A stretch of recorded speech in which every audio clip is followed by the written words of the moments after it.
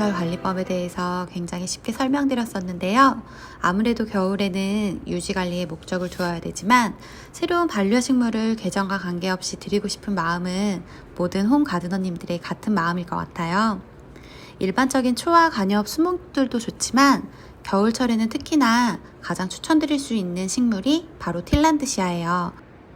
흙없이 키울 수 있어서 환기 부족으로 인한 병충해 발생이 적고 미세먼지를 흡수하는 기능도 갖고 있기 때문에 공기 정화에 굉장히 효과적인 친구예요. 틸란드시아는 흙이나 물도 없이 생육할 수 있는 식물을 지칭해요. 특히 아나나스과 틸란드시아 속 식물은 뿌리가 거의 발달하지 않고 특유의 트리콤 구조로 공기 중의 양분이나 수분을 흡수해서 생육하는 식물인데요. 북미에서 남미에 걸쳐 아열대 지역에 약 700여 종에 봉표하고 있어요. 국내에서는 대다수가 동남아시아 지역에서 수입되고 있는데요. 주요 원산지는 중남미라고 보시면 좋을 것 같아요. 물도 적게 먹고 흙에서 자라지도 않는데 모든 식물이 그러하지만 추위에 약하다는 단점이 하나 있어요. 영상 5도까지는 견딜 수 있다고 알려져 있습니다. 그 외에는 관리가 굉장히 쉽고 키우기도 쉬운 식물이라서 요즘에 에어플랜트로 인기가 참 많아요. 겨울철기점 일주일에 두세 번 분무를 통한 수분 공급을 해주시고요. 일주일에 한 번 흠뻑 주는 방식으로 키우시는 게 좋습니다. 물을 흠뻑 주고 나서는 잎 사이에 수분이 오랫동안 노출되지 않도록 어느 정도 제거하시고서 환기가 가장 잘 되는 곳에 더 주시면 되는데요.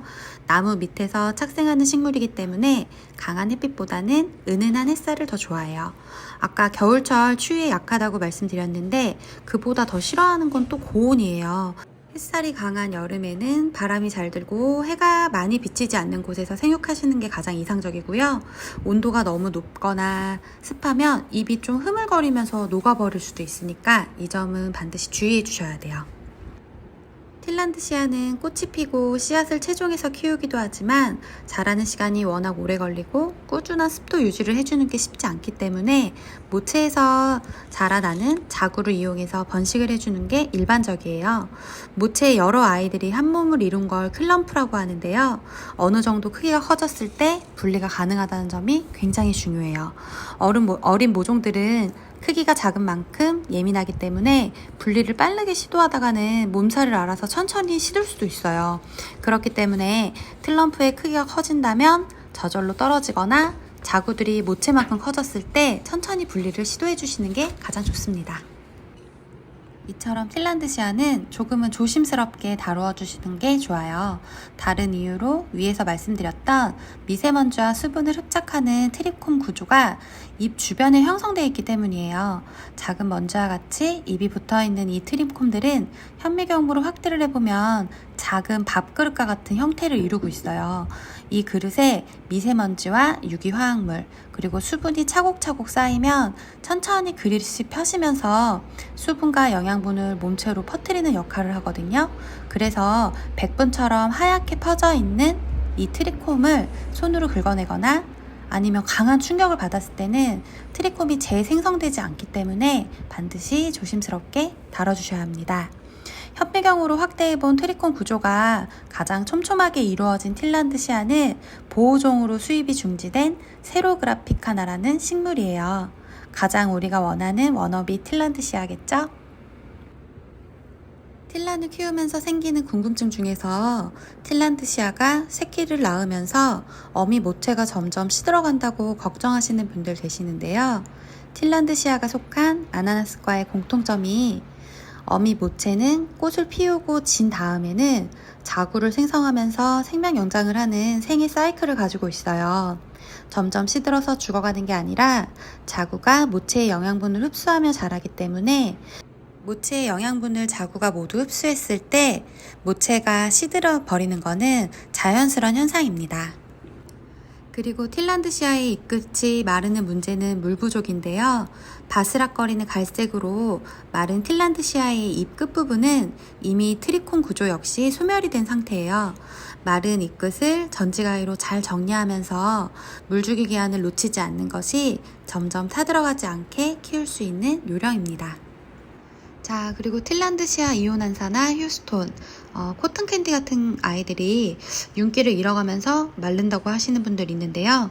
이 아이들의 잎은 겹겹이 쌓여서 파인애플 꼭지 모양의 구조를 갖고 있어요. 이 부분에 물이 고인 상태로 오래 방치가 되는 거는 너무 좋지가 않아요. 특히나 환기 통풍이 되지 않고 공중 습도가 높다면 잎 사이사이에 고인물이 증발하기가 더 어려워지는데요. 이럴 때는 바로 물이 사수가 되어서 식물을 물러버리고 바로 썩게 만들 수가 있답니다. 그래서 물주기를 하신 다음에는 거꾸로 탈탈 털어내셔서 잎 사이사이에 물이 잔뜩 고이지 않도록 주의해 주시는 게 중요합니다. 그리고 수염 틸란드시아 키우는 법이 어렵다고 하시는 분들 종종 계시는데요. 사오면 바스락 마른다고들 하시는데요. 실자락 같은 수염 틸란드시아는 물을 전체적으로 고르게 적셔 주셔야 돼요. 종종 분무질로만 키우시는 분들도 계시는데 분무질도 반드시 중요하지만 싱크로 가져가셔서 풍덩 담가 놓으신 다음에 이 물을 탈탈 제거해 주시면서 환기가 잘 되는 곳에서 키우시는 게 가장 중요해요. 다른 틸란도 마찬가지지만 수염 틸란드시아 같은 경우에는 특히나 규칙적인 물주기가 더 중요해요. 그리고 실자락 같은 줄기가 많이 뭉쳐 있어서 물주기 후에는 환기에 더 신경 써주시는 게 중요해요. 모든 틸란드시아가 분무 관리도 굉장히 중요하지만 그래도 주 1회 정도는 보울에 담으셔서 충분히 물을 흡수시킨 다음에 이제 털어주시는 과정이 중요한데요. 그냥 분무만 하시는 것보다 물에 충분히 담그셔서 물을 많이 흡수시키는 게 트리콘 구조가 마르지 않도록 잘 관리하는 요령입니다. 틸란드시아도 영양제는 필수인데요. 액체 비료를 분무기에 타서 물과 희석시킨 다음에 공충분무를 해서 영양제를 흡수시켜주는 것도 좋고, 보울에 액체 비료를 탄 희석수에 5분에서 10분 정도 틸란드시아를 담갔다가 물기를 털어주시는 것도 괜찮습니다. 영양제 종류는 질소 비율이 높거나 질소, 인산, 칼리 비율이 비슷한 영양제가 좋습니다. 너무 인산 비율만 높다면 개화가 촉진돼서 모체가 금방 시들 수도 있으니 전체적인 밸런스가 좋은 액체 비료를 추천합니다. 근래 어려운 시기라 물류 지연으로 많은 식물의 수입이 중지되고 있지만 보호종을 지키기 위해서 수출입에 제한을 둔다는 건 개인적으로 전 찬성이에요. 아름답게 가꾸고 관리하는 것만이 식물이 주는 즐거움이 아니라 눈으로 보고 식물에 대해 알아가는 과정도 굉장히 의미 있는 일 같아요. 틸란드시아의 종류에 대해서 몇 가지 사진 첨부해드리고 영상을 마칠 건데요. 오늘 영상을 보시고 틸란드시아를 키우면서 겪었던 문제들이나 얼마나 고마운 식물인지 대해서 어느 정도 해결이 되셨을 것 같아요. 키우다 궁금한 점이 있으시면 언제나 댓글 달아주세요. 잘 키우는 나만의 팁이 있다면 언제든지 서로 댓글로 공유해도 좋을 것 같아요. 오늘도 긴 영상 봐주셔서 감사하고요. 다음번에도 더 유익한 내용으로 다시 만나뵀으면 좋겠어요. 감사합니다.